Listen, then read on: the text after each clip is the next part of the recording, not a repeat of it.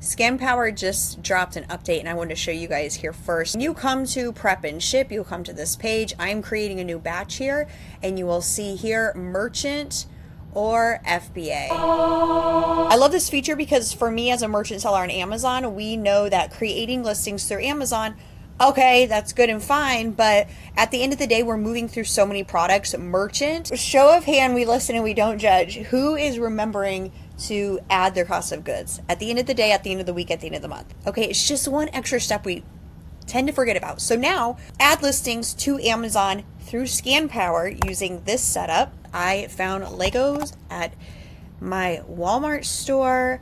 I'm gonna price them at $34.99. I picked them up for $9.99.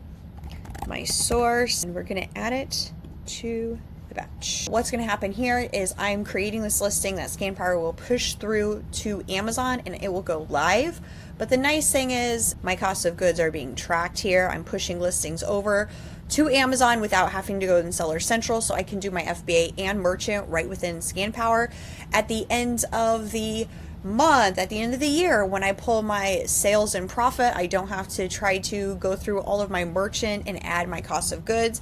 You'll see up here what we have: 1 SKU, 10 units, my costs, my payout. We can print labels here to cover any price tags you might need. You can add notes here. So if you have somebody helping you out, you could say price tags. When someone comes in to prep the product, they know to be aware these products have price tags that need to be removed. I simply push create offer listing and I will see this over in Seller Central. Easy peasy.